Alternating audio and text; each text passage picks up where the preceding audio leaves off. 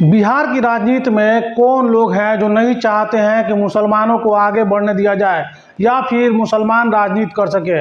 ऐसा हम इसलिए बात कर रहे हैं क्योंकि आपको बता दें कि पिछले दिनों कई ऐसे मुस्लिम चेहरे हैं जिनकी हत्याएं कर दी गई है। और ये सिर्फ बिहार की नहीं, आज हम बात करेंगे सीवान जिले की भी। BA, BCom, BSc, MA, MCom करें विश्व की सबसे बड़ी यूनिवर्सिटी इग्नू से। सॉल्व असाइनमेंट्स और गाइड बुक्स प्राप्त करें। संपर्क करें Mahakal computers, DAV PG college के पास, पंच मंदिरा मोड़ से दाहिने, सीवान। सरदर्द, मिर्गी, नशा, भूलने की बीमारी, अत्यधिक गुस्सा आना, घबराहट एवं नस की समस्याओं से अगर आप भी हैं परेशान तो मिलिए शहर के मशहूर साइकाट्रिस्ट डॉक्टर पंकज कुमार गुप्ता से। हमारा पता है डॉक्टर रामाजी चौधरी से 100 कदम पूरब, doctors colony Bahadiya road, Siwan. संपर्क नंबर 85 399 43 151। सीवान के बगल के डिस्ट्रिक्ट गोपालगंज की भी, क्योंकि आपको बता दें कि पिछले कुछ दिनों पहले ही आरिफ जमाल जो कि AIM के नेता थे, AIM के नेता आरिफ जमाल की गोली मारकर हत्या कर दी गई थी। और 2 रोज पूर्व आप बता दें कि असलम मुखिया की भी हत्या कर दी गई है। इनका भी जो ताल्लुकात है वो AIM से है और इनकी भी हत्या कर दी गई है। सबसे बड़ी बात, सीवान में कुछ दिनों पहले राजनीति में काफ़ी सक्रिय हुए मोहम्मद कैफ उर्फ बंटी को भी धमकी मिली है। आपको बता दें कि ये रघुनाथपुर विधानसभा से चुनाव लड़ चुके हैं। रघुनाथपुर विधानसभा से मोहम्मद कैफ उर्फ बंटी चुनाव लड़ चुके हैं और हाल ही में इन्होंने मुस्लिमों को लेकर एक कार्यक्रम कराया था, अल्पसंख्यक सम्मान समारोह, जिसमें इन्होंने कई सारे अल्पसंख्यकों को सम्मानित करने का काम किया था। जिसके बाद से ही आपको याद होगा कि कुछ ही दिनों पहले मोहम्मद कैफ उर्फ बंटी को भी फ़ोन पे जान से मारने की धमकी मिली थी, जिसके बाद उन्होंने थाने में आवेदन भी दिया था। लेकिन सवाल ये उठता है कि आखिर इस तरह के घटनाओं को कौन अंजाम दे रहा है।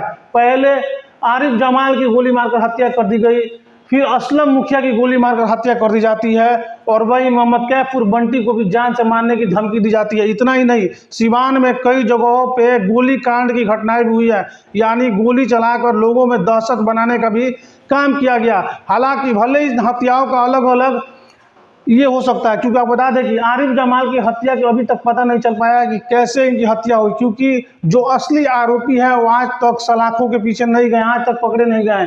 वही असलम मुखिया के मामले में लगातार पुलिस ये कह रही है कि ये आपसी रंजिश के शिकार हुए, यानी आपसी रंजिश में इनको गोली मार दी गई है, इस तरह की बात की जा रही है। लेकिन समझने वाली बात है कि भले ही ये हत्याएं हो रही है, आखिर ऐसा क्या कारण है कि इन नेताओं को टारगेट किया जा रहा है, खास करके MIM के नेता को। अगर मोहम्मद कैफ और बंटी की जोड़ के देखें MIM से, तो आपको बता दें कि AIM ने इनको रघुनाथपुर विधानसभा में समर्थन दिया था। रघुनाथपुर विधानसभा चुनाव में AIM के समर्थन से चुनाव लड़े थे और इनको भी जान से मारने की धमकी मिली है। जिसके बाद से आपको बता दें कि करीब इस बात को लगभग 15 दिन होने जा रहे हैं, लेकिन बावजूद इसके मोहम्मद कैफ और बंटी को आज तक कोई सुरक्षा मुहैया नहीं कराया गया। हमने कई बार उनसे संपर्क करने की कोशिश की, लेकिन वे कैमरे के सामने सिर्फ इसलिए नहीं आ रहे हैं क्योंकि उन्होंने कहा है कि मुझे भी डर है कि मेरी भी हत्या की जा सकती है।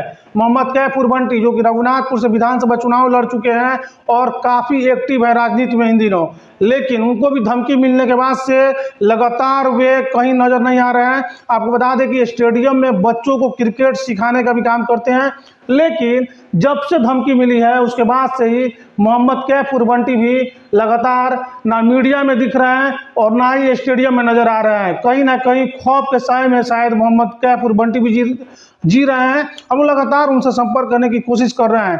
हालांकि पुलिस प्रशासन की तरफ से अभी तक उनको कोई सुरक्षा मुहैया नहीं कराई गई, या फिर ये हो सकता है कि पुलिस प्रशासन के जो लोग हैं शायद इस इंतजार में हो कि हत्याएं होंगी, उसके बाद हम उनके परिवार को सुरक्षा देंगे।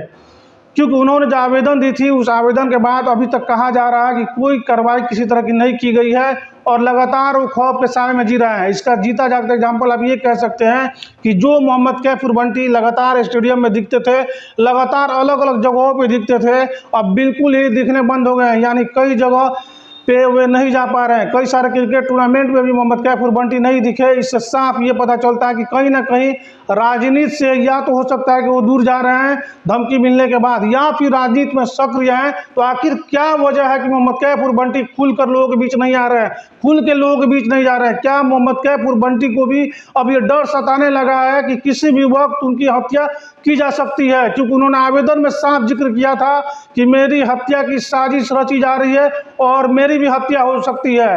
तो ये बड़ी खबर आपको इसलिए बता रहे हैं कि आखिर क्या कारण है कि पहले आरिफ जमाल की हत्या की जाती है, उसके बाद असलम मुखिया की हत्या कर दी जाती है, और अब मोहम्मद कैफुर बंटी इनको भी जान से मारने की धमकी दी गई है, जिसके बाद से ही अंडरग्राउंड नजर आ रहे हैं, बिल्कुल मीडिया में भी नजर नहीं आ रहा है।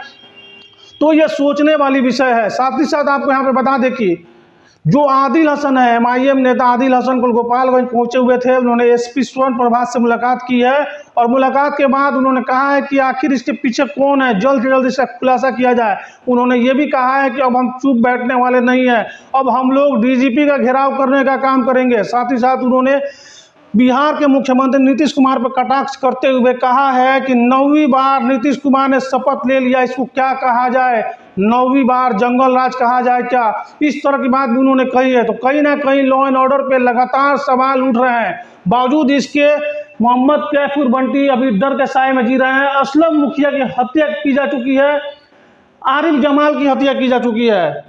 अब समझना ये होगा कि आखिर क्या कारण है कि लगातार ये हत्याएं हो रही है, किसके इशारे पे हत्याएं हो रही है, पुलिस प्रशासन की तरफ से आखिर क्यों मोहम्मद कैफ को अभी तक सुरक्षा नहीं दिया गया, या फिर मोहम्मद कैफ खुल के आखिर क्यों नहीं आ रहे हैं? क्या राजनीति से संन्यास लेने की तैयारी में मोहम्मद कैफुर बंटी, या राजनीति से दूर जाना चाहते हैं, या फिर वो डर के साए में जी रहे हैं? आखिर क्या कुछ चल रहा है? इस पर हम मोहम्मद कैफुर बंटी से भी बातचीत करने का प्रयास करेंगे लगातार कि आखिर क्या वजह है, क्यों नहीं वे खुलकर आज सामने आ रहा है। ये देखना वाकई दिलचस्प होगा आखिर क्यों खुल के सामने नहीं आ रहा है। क्योंकि धमकी मिलने से पहले मोहम्मद कैफुर बंटी काफी सक्रिय नजर आ रहे थे राजनीति में, अपने लोगों के बीच जा रहे थे, लोगों से मिल रहे थे। लेकिन जैसे उनको जान से मारने की धमकी दी जाती है, उसके बाद थाने में आवेदन देते हैं। लेकिन सबसे बड़ी बात है कि किसी तरह का सुरक्षा न मिलने के कारण अपने आप को उन्होंने अंडरग्राउंड कर लिया है।